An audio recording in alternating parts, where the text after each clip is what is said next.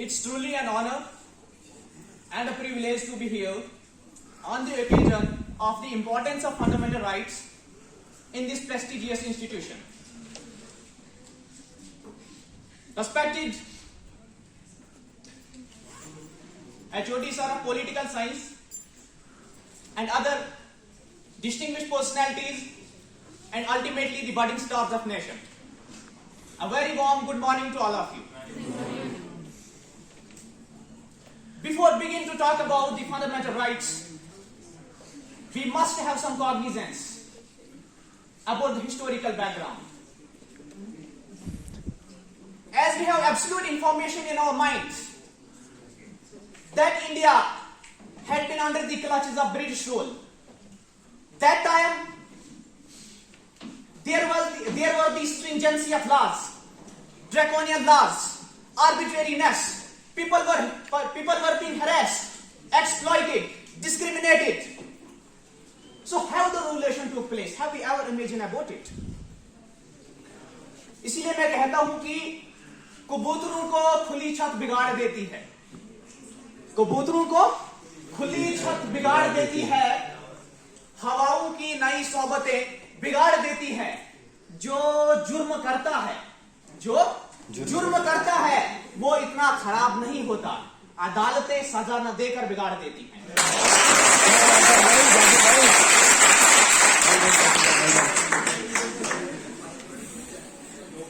Gradually, with the passage of time, when the British made their rule strong and strengthened their position on the Indian planet, at that time, we have some meritorious personalities of the Indian nation who strongly opposed to the British rule and compelled them to leave the nation under a least amount of time, and ultimately they did. This was the power of our nation because there was unity. If we just oppose that condition with the front, there is separation. Communities are divided. Languages are divided. Harassment is common. What is that? One of the famous acts, if we talk about the Revolt Act of 1919, at that time, that act conferred the Britishers with the absolute power of arbitrariness, and they begin to apply on the planet of India. That act led several complaints across the nation where the harassment was being taken place. The Britishers strengthened their position and began to rule through the arbitrary powers like confiscation of properties, harassment, discrimination, exploitation, censorship of media and publication. We should ever prognosticate that India, in what condition it had been, and try to juxtapose with the front, then we'll be eligible to get the right clarification that how India emerged as a powerful nation. So, that time we have some conspicuous personalities of the Indian nation. They got rightly understood that if the Britishers would strengthen their roots in the Indian nation, so definitely our nation will be worsened completely. So how we come out from the quagmire of darkness? The extremism they applied on the Indian planet. This is only one thing that we imagine and try to appreciate their efforts and the sacrifices they did behind the tricolor which are swinging nowadays in the air.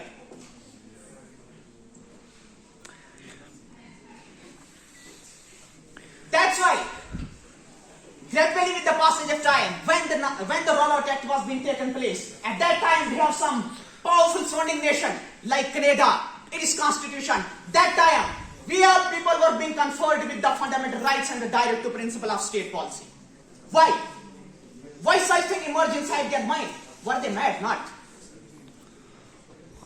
Because they were efficient. They were educated. The same thing encouraged the people of Indian nation and the political leader as well. And after that, they encapsulated the fundamental rights in the part 3rd, which make us eligible to move the court to seek the justice. We have two major articles, Article 226 and Article 32. Under Article 32, we can move to the Supreme Court and file a complaint there against the perpetrator who would transgress our rights. We have the right. We are living in a democratic nation, not in that nation where the arbitrariness and the biased action are taken place.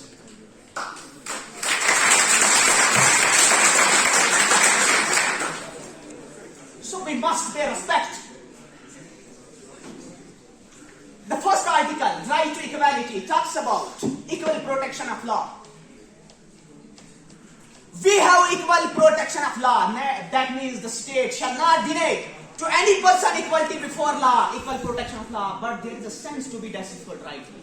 Because we are all confused when the law try to create a decision or any kind of law which would benefit to the depressed classes who are for economically worse off. In order to lift them out from that darkness, the Indian Constitution has conferred the Parliament to frame the law with the time in order to maintain the equilibrium of equality. So that's the reason. इसीलिए मैं कहता हूं कि हम अपनी जान के दुश्मन को अपनी जान कहते हैं. हम अपनी जान के दुश्मन को अपनी जान कहते हैं और मोहब्बत की इसी मिट्टी को हिंदुस्तान कहते हैं.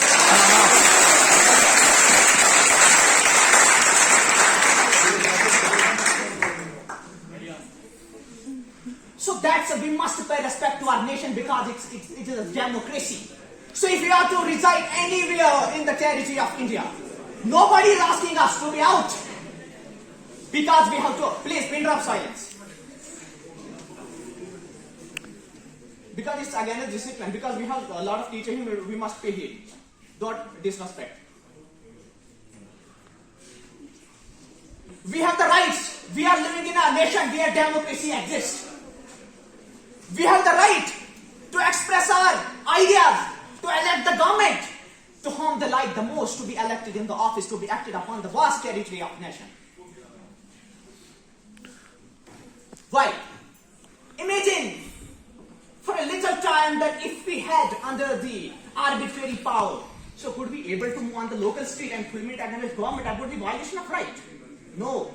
We will be behind the bars and nobody will come behind us to grant us bail. Because how? The right of expression won't exist at that time. Are you understanding my point? Yes. So I can't explain in Urdu more elaborately because I have more strength in English, so that's why I'm following the same way.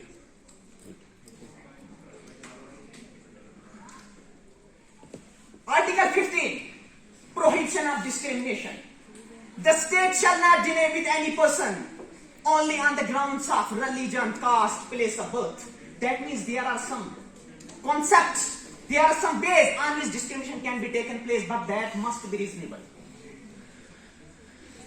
If our constitution has enshrined such kind of provisions in the constitution, that means discrimination can be taken place but on the reasonable ways. How? We have a lot of depressed classes. For example, we have scheduled castes, scheduled tribes, OBC.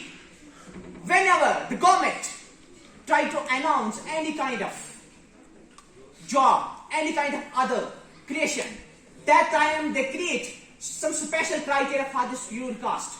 They confer them with the special provision. In other, they can also be on the same platform where we exist. Because they are so all the patriot of nation. So if this kind of system won't take place in the Indian nation, definitely this democracy can't be widely appreciated. So that's the reason this is the value of democracy. Because in the past, the country has witnessed the blood pools, harassment, detention, confiscation of properties. Why the same thing is not taking place right now? Why? There is a rationale behind it. We must get inside and then begin to act. So these are the values of fundamental rights. Whatever stream you belong to, medical, commerce, arts, you must have cognizance about the fundamental rights. Because your rights can be violated at any time. At that time, you should have knowledge about the direction, in what direction you have to move in order to seek the justice. So that's the value of the fundamental rights. They are not just incorporated on and published on the pages to remember the dates and the information they have published on the books and edit it more. Definitely these are the ways, directions whenever we be discriminated, harassed. We have orientations. We can file a complaint in the Supreme Court under Article 32 and under Article 226 we have the right to move the High Court, and we can compel to the law to bring the perpetrator behind the bars and confer us with the justice.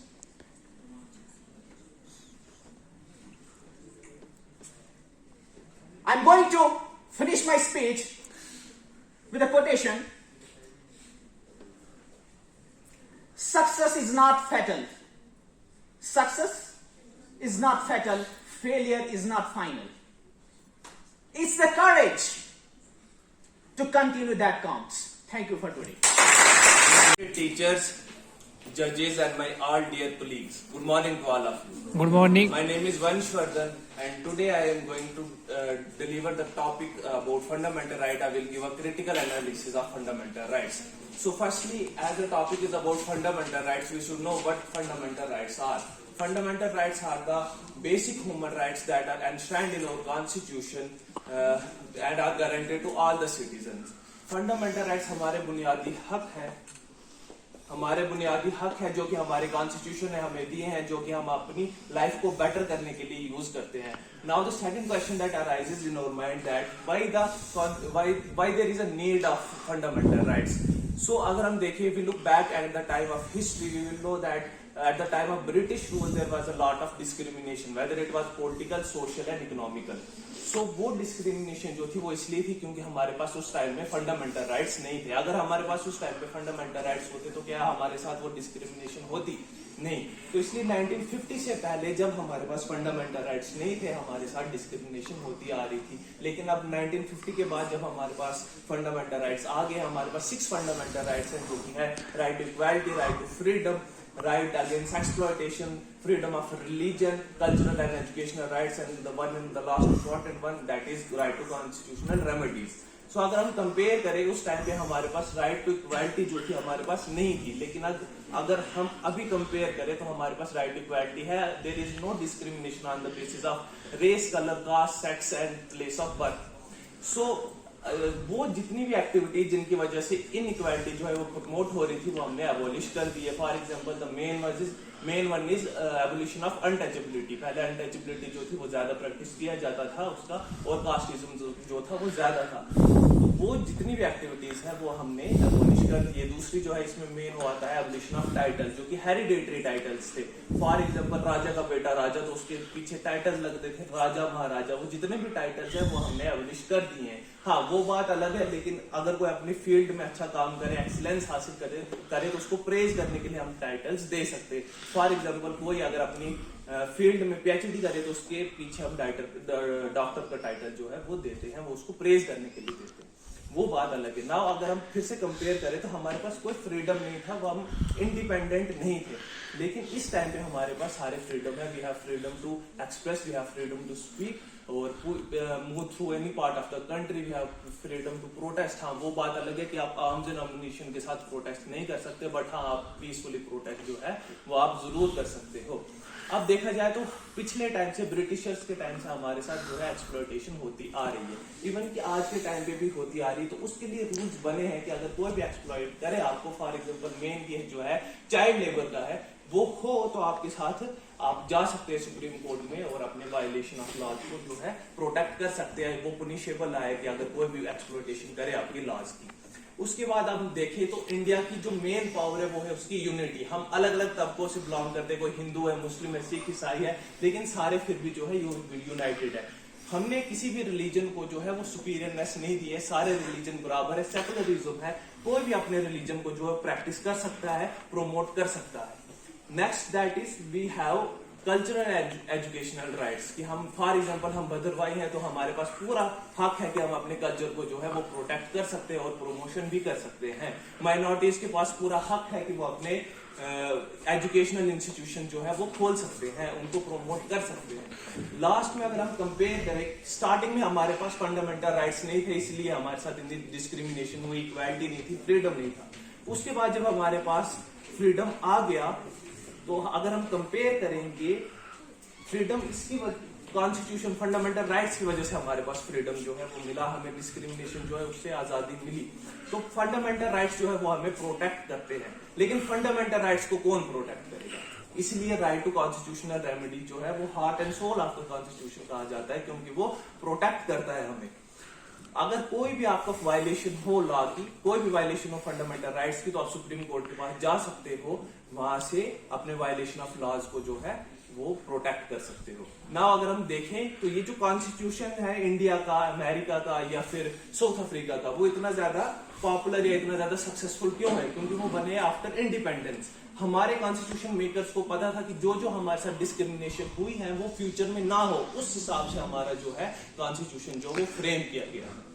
Now अब हम देखें 1950 के बाद जो है एक drastic change आया हमारे कंट्री में, हमारी सोसाइटी में, क्योंकि पहले हमारे पास फंडामेंटल राइट्स नहीं थे, उसकी वजह से बड़ी सारी प्रॉब्लम्स हुई, लेकिन जब फंडामेंटल राइट्स आए तो हमारी लिविंग जो है वो बेटर हुई। So that was all from my side, thank you. Good morning and congrats Department of Political Science for organizing this important event today on the fundamental rights.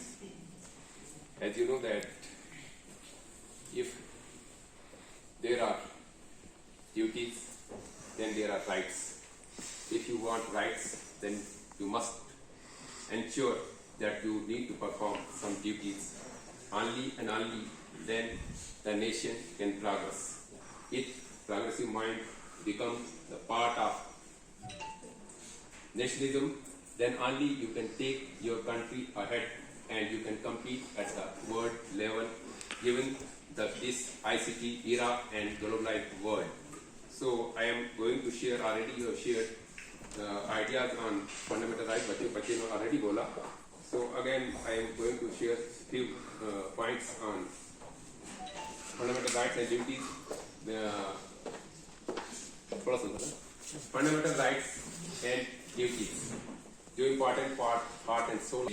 तो fundamental rights आपकी article 12 से लेकर 35 तक हैं, और ये articles आपको guaranteed in the sense कि इनका वायलेशन नहीं किया जा सकता, इनको कोई रिमूव अननेसेसरी नहीं कर सकता है जब तक रिक्वायर्ड ना हो। गारंटीड और प्रोटेक्टेड, कोर्ट के थ्रू इम्प्लीमेंटेबल, कोर्ट के थ्रू ये इम्प्लीमेंट होंगे, और एब्सोल्यूट नहीं है। एब्सोल्यूट का मतलब है कि आप ये नहीं कह सकते हैं कि अगर देश में कोई क्राइसिस आ गए तो मुझे ये राइट वायलेट होगा, तब आपको कॉम्प्रोमाइज करना पड़ेगा, तब गवर्नमेंट उसको सस्पेंड करेगी। जब कोई मिलिट्री क्राइसिस या दूसरे क्राइसिस आते हैं, वॉर टाइम आता है, तो राइट्स आपके सस्पेंड हो सकते हैं, इसलिए ये कॉम्प्रोमाइज करना पड़ता है। इसलिए राइट्स प्रोटेक्टेड है, गारंटेड है, बट इसके बावजूद भी एब्सोल्यूट नहीं है, कैन बी सस्पेंडेड, ये सस्पेंड किए जा सकते हैं। और आर्टिकल 12 जो है आपकी स्टेट को डिफाइन करता है कि आपका स्टेट क्या है। दैट कैन बी, आपकी स्टेट यूजुअली डिफाइन करते हैं population plus territory, right, plus your government, and you can define that your parliament and legislative assembly or local government, you can central government, state government as local government. And article 13 जो कहता है कि इससे पहले जो भी laws थे वो अब वाइड, नल एंड वाइड है, अब दैट नॉट वो अप्लीकेबल नहीं होंगे। नेक्स्ट। तो पहला आर्टिकल जो आपका राइट से स्टार्ट होता है वो इक्वलिटी बिफोर लॉ, ये इंसाफ की देवी है, आपको दिखाई जाती है। यानी कि इक्वलिटी बिफोर लॉ का मतलब ये नहीं हुआ कि वो भी बंदा, मैं भी बंदा, तू भी बंदा, तो हर एक को इक्वल ट्रीटमेंट। जाहिर सी बात है इक्वलिटी बिफोर लॉ का मतलब यही है, बट उसमें भी इक्वलिटी अमंग इक्वल होगा। ऐसा नहीं है कि किसका किस किस्म का क्वालिफिकेशन है, किस किस्म का उसका स्टेटस है, किस किस्म का, तो कुछ लोगों को इसमें इम्यूनिटी भी हो सकती है। प्रेसिडेंट लेवल के बंदे के लिए अलग हो सकता है, दूसरे आम आदमी के लिए अलग किस्म हो सकता है, एक ऑफिशियल के लिए अलग हो सकता है, एक दूसरे आदमी आम सिविल सिटीजन के लिए अलग हो सकता है। तो इक्वलिटी बिफोर लॉ, लॉ सब के लिए इक्वल है, लेकिन इक्वल अमंग इक्वल। नेक्स्ट, दूसरा लॉ कहता है कि कोई भी डिस्क्रिमिनेशन, हम सब एक, ऑल आर मेन बीइंग्स, कौम, मजहब, जात पात मैटर नहीं करेगा। कोई भी किसी भी लेवल पे, किसी भी कहीं भी किसी भी पॉइंट पे किसी के साथ कोई भेदभाव नहीं होगा। नेक्स्ट, सबके लिए इक्वल अपॉर्चुनिटीज आर्टिकल 16 कहता है कि चाहे वो जॉब हो या आपका जहां भी जो भी ऑक्यूपेशन हो, आप सबको कहीं भी कोर्ट में कहीं किसी जगह पे इक्वल अपॉर्चुनिटी इक्वल लेवल दिखाया गया है, इस सब के लिए ओपन फ्री। नेक्स्ट आर्टिकल जो इंडियन हिस्ट्री में बहुत ही बैड वर्स्ट कंडीशन रही है कि ये कहता है कि जो आर्किटेक्ट थे कॉन्स्टिट्यूशन के बाबा साहब भीमराव अम्बेडकर, तो कॉन्स्टिट्यूशन को बहुत बड़ा ये योगदान है कि नो अनटचेबिलिटी, कि आप के समाज में सभी उस खुदा के उस मालिक के कुल मालिक के बनाए हुए इंसान हैं, तो उनको आप किसी भी तरह से आप ये नहीं समझे कि कौन कहाँ से बिलोंग करता है। आपने सबको ह्यूमन लेवल पे देखना, ह्यूमैनिटी की तरह, और उनके अंदर सब रूह देखनी है, सोल को देखना है। Right, next. इंसान राइट्स को सबको इक्वली इंजॉय कर रहे हैं। अगर इसके बीच में कोई भी आपके राइट को वायलेट करता है, तो आपके पास ये राइट है कि आप सुप्रीम कोर्ट में डायरेक्ट अप्रोच कर सकते हैं कि आपका जो राइट है वो वायलेट हुआ है। जैसे कि आर्टिकल 32 को heart and soul of the Indian constitution भी कहा जाता है, और ये one of the most important article है इंडियन कॉन्स्टिट्यूशन में। When it comes to enforcement of the rights of the individual, it gives right to individual to seek the justice in a court when they feel that their right has been infringed and unduly deprived. जब भी किसी citizen को ऐसा लगेगा कि उसका जो right है वो वायलेट हो रहा है, उसके जो राइट के साथ वो सबको इंजॉय कर रहे हैं पर उसके राइट को वायलेट हो रहा है, तो वो डायरेक्ट अप्रोच करेगा सुप्रीम कोर्ट को कि मेरा जो राइट है वो वायलेट हो रहा है। और under part 5 of the Indian constitution हम हाई कोर्ट में भी अपने अगर हमारा जो राइट है वो वायलेट हो रहा है, तो हम लोग हाई कोर्ट में भी अप्रोच कर सकते हैं कि हमारा जो राइट है वो वायलेट हो रहा है। और इसके लिए जो है हमें रिट्स इशू हुए हैं। तो पहला रिट है habeas corpus, produce a detailed person before the court. जैसे कि सर ने भी कहा, अगर एक जो इंसान है उसको मतलब अरेस्ट किया जाता है और अभी उसका प्रूव नहीं हो रहा है जो एलिगेशन उस पर लगाए गए हैं, तो हम डायरेक्ट कोर्ट में अप्रोच कर सकते हैं कि मतलब आपके पास कोई प्रूफ है ही नहीं कि इसने ये सब किया है, कोई बगैर किसी प्रूफ के वो उसको अपने अंडर नहीं रख सकते हैं, तो वो उसे क्या करेंगे, रिलीज कर देंगे। पहला रीड ये कहता है कि हमें किसी को भी बगैर किसी मतलब अगर एलिगेशन जो है वो प्रूफ नहीं हो रहे तो वो उसको क्या करेंगे, उसको रिलीज कर देंगे, उसको अपने अंडर नहीं रखेंगे। Second is manners we command asking a public official to perform his duty efficiently.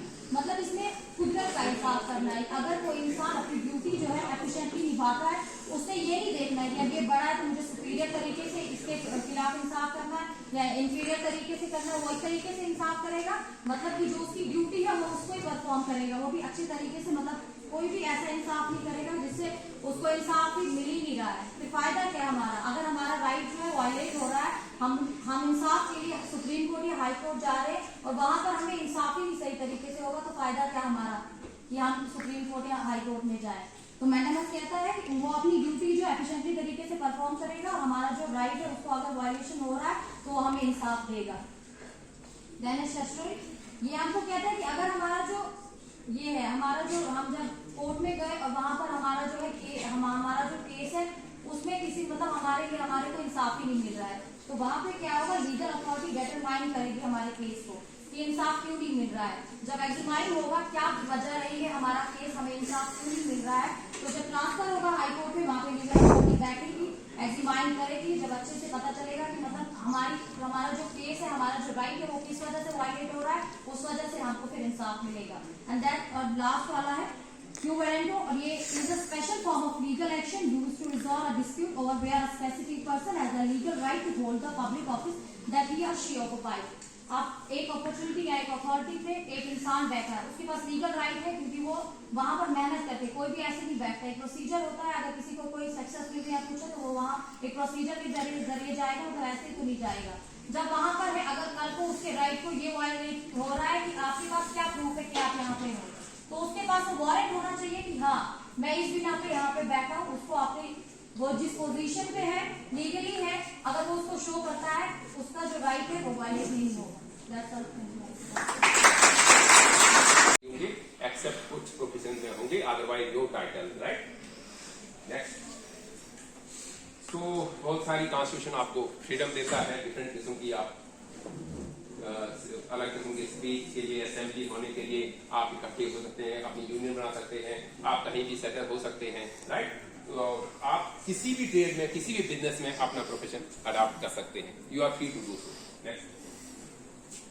So freedom of right. Next. और इन फ्रीडम के साथ ही आपको और प्रोटेक्शन दी जाती है. आर्टिकल 20 कहता है कि अगर कन्विक्ट किया जाएगा तो उसका भी कोड ऑफ कंडक्ट फॉलो करेगा. पुलिस अगर अरेस्ट करती है, किसी को कन्विक्ट करती है, तो उसका लीगल प्रोसेस क्या होगा. आपको आर्टिकल 21 जो है protection of life and property देता है, यानी कि लाइफ की प्रोटेक्शन. और आर्टिकल 21 जो नया इंसर्ट किया गया है, राइट टू एजुकेशन. और नेक्स्ट आर्टिकल 22 जो है that is protection against arrest. यानी कि अरेस्ट, जब भी कोई किसी को किसी भी रीजन पे अरेस्ट किया जाता है तो एक पुलिस उसको अपने पास कितनी देर रख सकती है, कोर्ट के पास कब तक उसको पेश किया जाना चाहिए. तो ये यहाँ पे प्रोविजन दिया गया है इस आर्टिकल के तहत कि इलीगली आपको जो पुलिस अपनी कस्टडी में ज्यादा देर तक नहीं रख सकती है. नेक्स्ट. तो आर्टिकल 20 आपको कहता है कि कहीं भी डबल पनिशमेंट नहीं हो सकती है. और आप अगर चाहें कोई क्रिमिनल केस हुआ है उसमें आप विटनेस सेल्फ इंक्रिमिनेशन, मतलब आपका सेल्फ इन्वॉल्वमेंट, आप चाहें तो विटनेस दे सकते हैं, आप चाहें तो नहीं दे सकते हैं. कोई आपको फोर्स नहीं कर सकता है. नेक्स्ट. और एक्सप्लॉयटेशन का मतलब है कि ह्यूमन ट्रैफिकिंग, ह्यूमन को जैसे पहले एज ए स्लेव या गुलाम यूज किया जाता था, वो अब नहीं होना चाहिए. किसी को भी ह्यूमन बींग्स को आप ट्रैफिकिंग, ट्रेड के लिए, बेच के लिए स्लेवरी की तरह इस्तेमाल नहीं कर सकते हैं. और किसी से भी आप जबरदस्ती लेबर नहीं करवा सकते हैं. अगर ऐसा है तो आप कोर्ट के दरवाजे खटखटा सकते हैं. नेक्स्ट. आर्टिकल 24 कहता है कि किसी भी बच्चे से, 14 से नीचे किसी बच्चे से आप लेबर में उसको एंगेज नहीं कर सकते हैं. यदि अगर वो बच्चा चाहे तो आपको पेरेंट्स या कोई भी आपका हो तो वो बच्चा आपको कोर्ट में ले सकता है और ये पनिशमेंट. नेक्स्ट. और जैसे किसी बच्चे ने कहा कि रिलीजियस फ्रीडम अभी बच्चे बोल रहे थे, तो ये आर्टिकल हमें 25 से 28 कहता है कि you can propagate your religion, you can manage your religion, and religion is tax free, no tax, no not required, and you are not required to attend your religious activity. आपको कोई कहेगा कि जबरदस्ती आप अटेंड करो, that is not clear, right. You can go to the court. If a particular person enforcing me to attend, that is not required here. Constitution has given you all these freedom that you are free to go to attend or not. Next.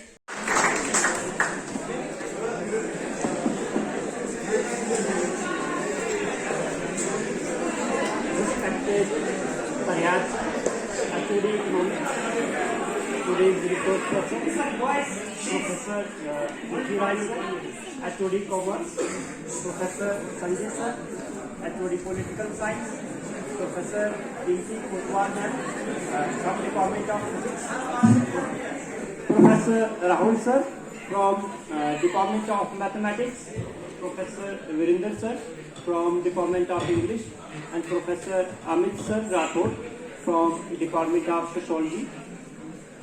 Good morning to all of you. सबसे पहले मैं धन्यवाद करना चाहूँगा अपने teacher जो मेरे भी गुरु रहे हैं, प्रोफेसर एस परिहार सर, HOD इकोनॉमिक्स, जिनका पूरे कॉलेज में बहुत पहले से ही बहुत कंट्रीब्यूशन रहा है. इनको हमारे टाइम 2007 या 8 में, हाँ 2007-8 से इनको भद्रा कॉलेज की बैकबोन भी कहा जाता है, क्योंकि इनका कंट्रीब्यूशन सबसे भी बहुत ज़्यादा है. तो ये मेरे लिए बहुत प्राउड वाली बात है कि हम तो सर के स्टूडेंट रहे हैं. मैं सर का धन्यवाद करना चाहूँगा और इन सर से ये उम्मीद रखूँगा कि डिपार्टमेंट ऑफ पॉलिटिकल साइंस का कोई भी नेक्स्ट कोई फंक्शन होता है, सेमिनार होता है, तो सर का उसमें जो है कंट्रीब्यूशन रहेगा, हमें जो है इनका मार्गदर्शन मिलेगा. फिर मैं रिक्वेस्ट करूँगा, मैं धन्यवाद देना चाहूँगा पृथ्वीराज सर HOD कॉमर्स से, जिनका जो है कोई भी कॉलेज का अगर फंक्शन होता है तो उसमें पृथ्वीराज सर होंगे, मतलब ये कंपलसरी है और उसमें नहीं कंपलसरी है, सारे फंक्शंस में सर रहेंगे. तो मैं धन्यवाद देना चाहूँगा प्रोफेसर संजय सर का डिपार्टमेंट ऑफ पॉलिटिकल साइंस से, जिन्होंने ये फंक्शन जो है सेमिनार जो है ऑर्गेनाइज करवाया। क्योंकि ये माना जाता है कि आर्ट्स स्ट्रीम के स्टूडेंट्स जो हैं, ये हमें मानना पड़ेगा कि आर्ट्स स्ट्रीम में बहुत सारी फैसिलिटीज जो हैं वो हमारे पास नहीं है, लेकिन फिर भी हमारे पास जितना है हम लोग उसको यूज कर रहे हैं। मैं धन्यवाद देना चाहूँगा राहुल सर का फ्रॉम डिपार्टमेंट ऑफ मैथमेटिक्स, जिन्होंने अपना प्रीशियस टाइम जो है हमें दिया। धन्यवाद देना चाहूँगा professor Pinky Kotwal ma'am from department of physics, जिन्होंने जो है अपना प्रीशियस टाइम हमें दिया। एंड प्रोफेसर वीरेंद्र सर नहीं है, मैं उनका भी धन्यवाद देना चाहूँगा। और अमित सर का थैंक्स करना चाहूँगा, जो अभी बहुत बिजी शेड्यूल में थे, लेकिन इन्होंने फिर भी हमें जो है अपना टाइम दिया। और जितने भी स्टूडेंट्स थे सबका मैं धन्यवाद करना चाहूँगा। तो finally last but not least मैं थैंक्स करना चाहूँगा controller and deputy controller sir. जैसा कि आपको पता होगा हमारा ये जो एमपी हॉल है ये लॉक रूम भी है एग्जामिनेशन पेपर का, लेकिन फिर भी उन्होंने हमें जो है एलो किया, तो मैं उनका धन्यवाद करना चाहूँगा। और सारे प्रेजेंटर्स जितने भी थे सबका मैं धन्यवाद करना चाहूँगा। जितने फैकल्टी मेंबर्स थे, अगर कोई जिसका मैं नाम नहीं भी ले पाया, अगर किसी बच्चे का या टीचर्स का, तो उनका भी मैं धन्यवाद करना चाहूँगा। और एक उम्मीद के साथ कि कोई भी अगर हमारा नेक्स्ट प्रोग्राम होता है तो उसमें जो है आप अपना कंट्रीब्यूशन जरूर दोगे। Thank you. Confined and free to profess, practice and propagate any religion. So जो आर्टिकल 25 है वो सारे सिटीजन्स ऑफ इंडिया को एक फ्रीडम ऑफ कंसाइन देता है कि उन्हें सही और गलत में जो भी फर्क है उसको पहचानने का राइट देता है।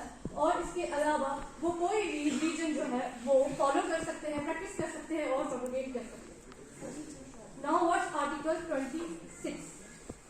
Article 26 states that every religious group or any of its section have following rights: to establish or maintain any institution, religious institution, and to own, acquire movable and immovable property, to administer such property according to the law, and the last one is to manage its own affairs in the matter of religion. कि जो citizen of India है उनको ये right है कि वो कोई भी इंस्टीट्यूशन एस्टेब्लिश कर सकते हैं और मेंटेन कर सकते हैं किसी भी रिलीजन का, और अब इसके जो अफेयर्स है वो खुद मेंटेन कर सकते हैं और इसको खुद चला सकते हैं, सिर्फ इसमें अकॉर्डिंग टू द लॉ होना जरूरी है। Now let's find out what is article 27. Article 27 states that people are free to pay taxes for religious promotion. Sorry, the state cannot force them to pay taxes for religious promotion. कि जो सारी जो भी लोग religious institution जो है वो खोल रहे हैं तो वो फ्री है कि उनकी अपनी एक चॉइस है कि वो जो है टैक्स पे करे या ना करे, और जो स्टेट है वो उनको फोर्स नहीं कर सकती कि वो टैक्स पे करे फॉर एनी रिलीजियस प्रमोशन और या फिर इसकी मेंटेनेंस के लिए and for its maintenance. The last one, but not the least, no religious teaching shall be provided in any religious institution wholly maintained of states. कि कोई कहीं पर भी religious institutions जो है वहाँ पर जो है वो लोग religious teaching कर सकते हैं, लेकिन वहाँ पर state जो है फंड नहीं करनी चाहिए।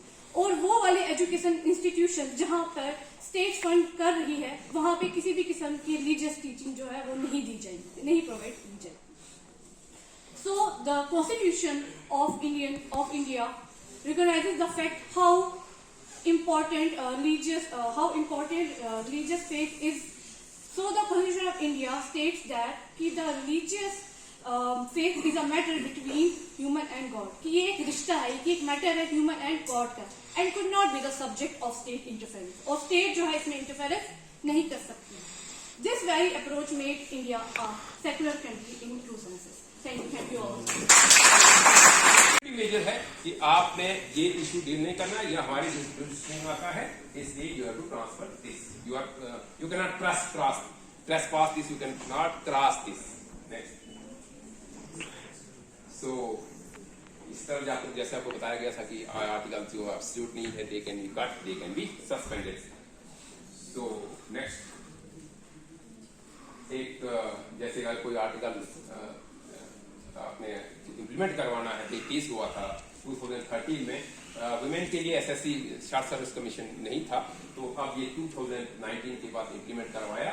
बबीता पुनिया एक एडवोकेट थी, इन्होंने ये दायर की थी PIL पब्लिक इंटरेस्ट लिटिगेशन में एप्लीकेशन दी थी और सुप्रीम कोर्ट में, और उसका जो रिजल्ट आया था 2019 के बाद ये इम्प्लीमेंट हो गया। यानी कि जब भी आपका वायलेट होगा तो you can go to the court. Next, so जैसे कि आपको राइट्स हैं, तो राइट्स के साथ आपने ड्यूटीज भी परफॉर्म करनी है। तो पहली ड्यूटी हमारी क्या है? पहली ड्यूटी क्या हमारी? पॉलिटिकल वाले पहली ड्यूटी हमारी क्या है? Abide by the constitution. Abide by the मतलब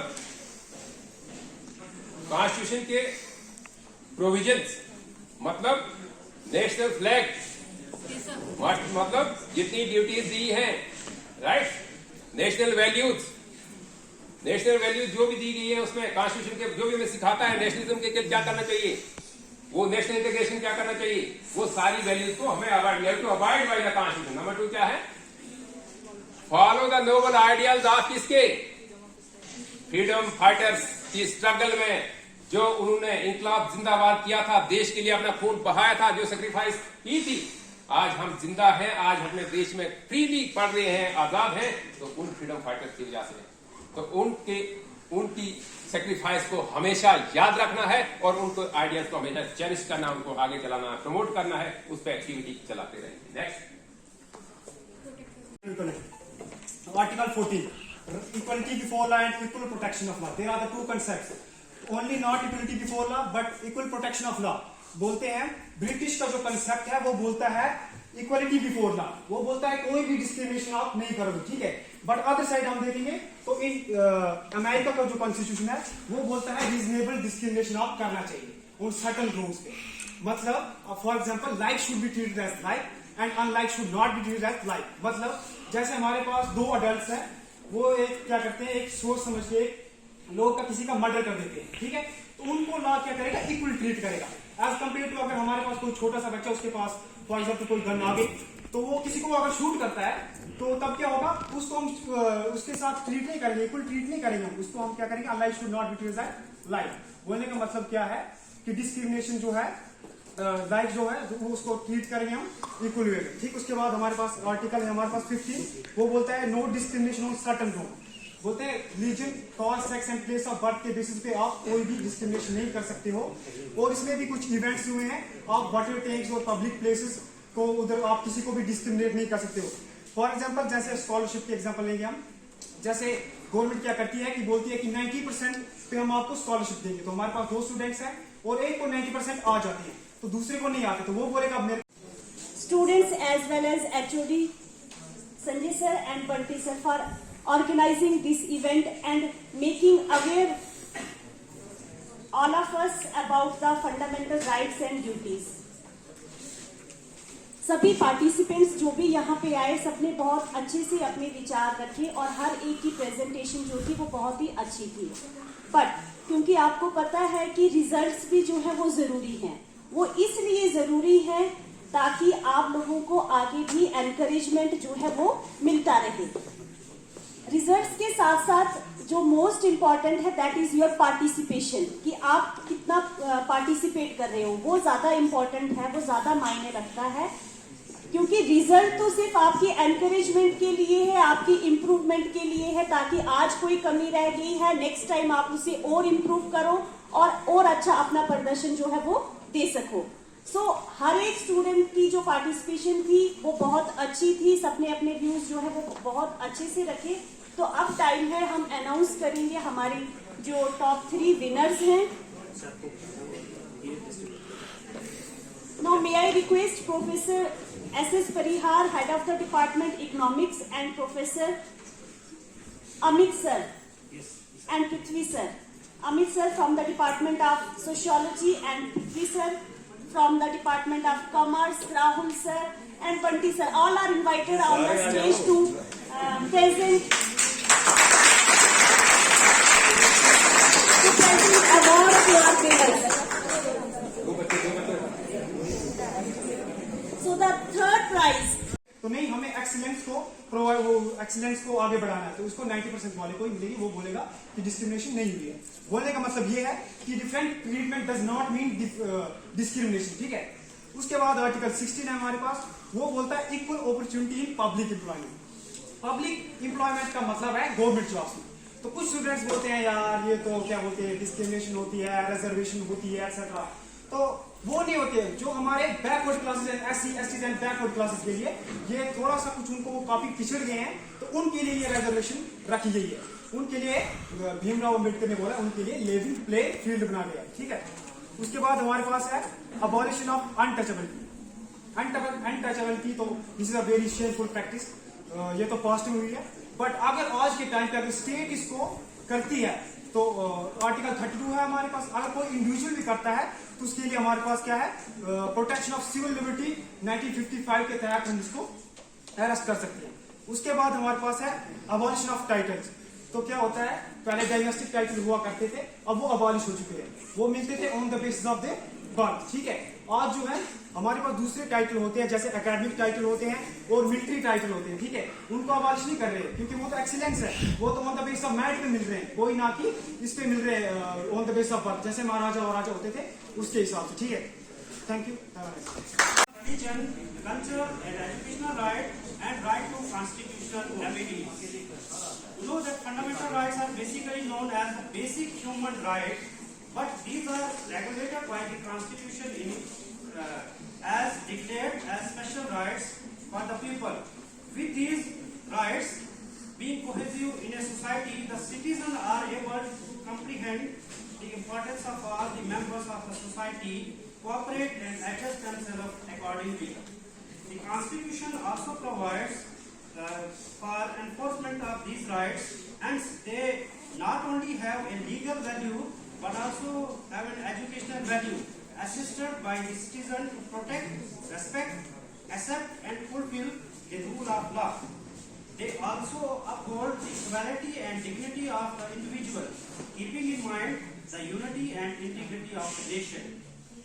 They not only ensure and guarantee the basic civil, political, social, economic right and freedom, but they also fulfill the important function of safeguarding the minority community, caste, class and religious group, and removing the notion of discrimination of all kinds and ensuring equality among us all. Race, religion, caste, sex, culture or any other identity. At last, all human beings are born free and equal in dignity and rights. They should act towards one another in a spirit of brotherhood. They should not be discriminated on any ground. No one shall be treated as slave. Slavery and slave trade has been prohibited in all their forms. No one shall be subjected to torture, arbitrary arrest and detention. All are equal before the eyes of the law, without any discrimination, and everyone has the right to life, liberty and security. Thank you all.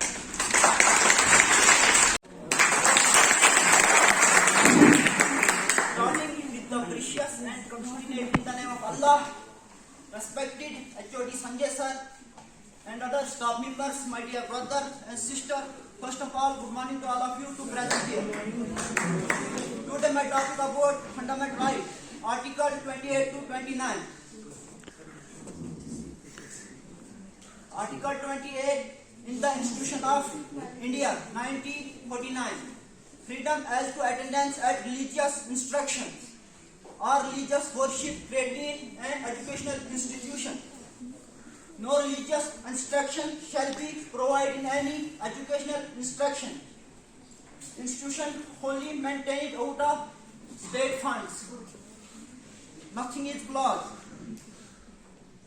shall apply to an education institution which is administered by the state, which requires that religion instructions shall be imparted in such institution.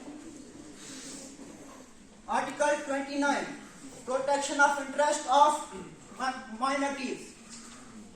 The article protects the right of minority. Article 29. It is Article 29(1). It states the citizens of India who reside in India having distinct cultural language. Their cultural language, this right is absolute, having no exceptions, restriction on this right. Article 29(2). Admission to educational institution cannot be any based on the religions, caste, language, etc. If it is the state institution on an institution funded by the state, this individual right not a community right. I want to speak last one share. बीजे आयाम तलकी को भी हंस के नासिर गम के सहने में भी कुदरत ने मजा रखा है। अपने लहू के घूंट भी जख्म पे जख्म खा के जी आह न कर लबों पे सी इश्क है दिल लगी नहीं। सीने पे तीर खाए जा आगे कदम बढ़ाए